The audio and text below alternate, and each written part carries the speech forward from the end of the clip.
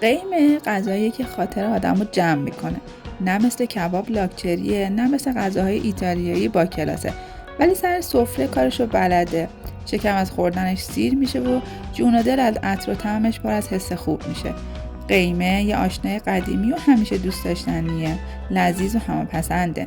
بگو عزا، بگو عروسی، نهار، شام، همیشه خورشت قیمه آماده است. برای همینه که جلوی مهمون رو در بایسیدار میذارنش. قیمه سر سفره هیجان کبابو نداره یا حس غذای فرنگی رو منتقل نمیکنه، ولی وقتی میفهمی غذای مجلسی قیمه است خیالت راحت میشه. قیمه یه غذای لذیذ و دوست داشتنیه که همه از خوردنش لذت میبرن. بریم با هم یه خورشت قیمه مجلسی خوش عطر و طعم درست کنیم. اول تو شروع کار طبق معمول پیاز داغ درست میکنیم. چند تا پیاز رو نگینی ریز خوردش میکنیم. برای خورشت قیمه حتما از چند تا پیاز استفاده کنید. پیاز داغ زیاد خوشمزه ترش میکنه. پیازها رو نگینی و ریز خورد کنید تا تیکه‌های درشتش توی غذا نیاد و به خورشتتون لعاب بهتری بده.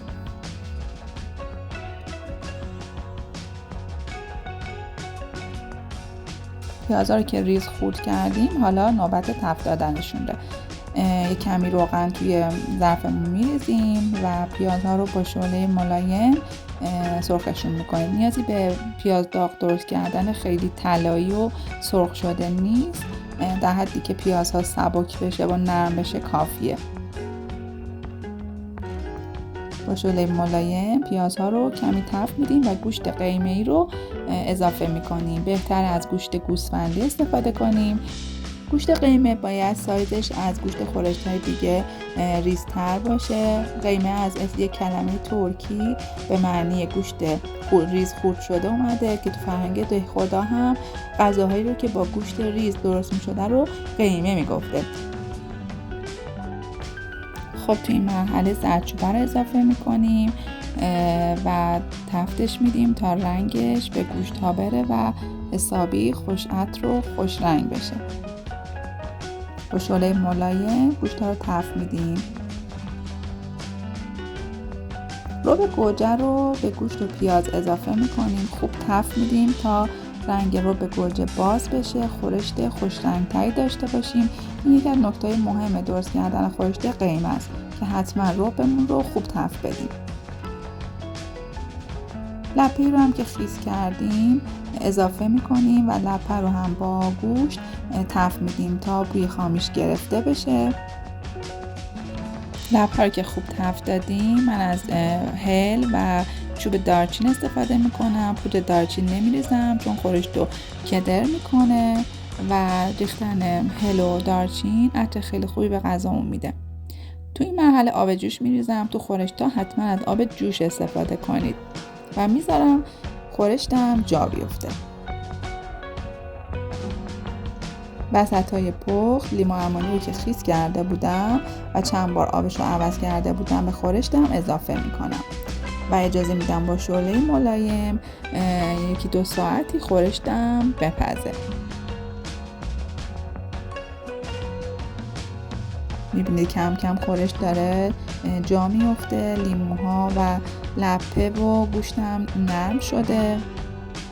اجازه بدید خورشت قیمه ملایم بپزه تا لپه و گوشت کاملا نرم بشه. لپه سفت باعث میشه که خورشتتون لعاب نداشته باشه.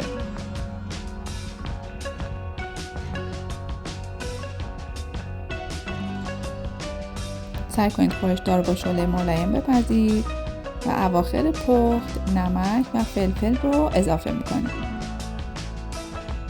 اگر از ابتدای پخت فلفل رو بریزیم رنگ خورشتمون تیره میشه.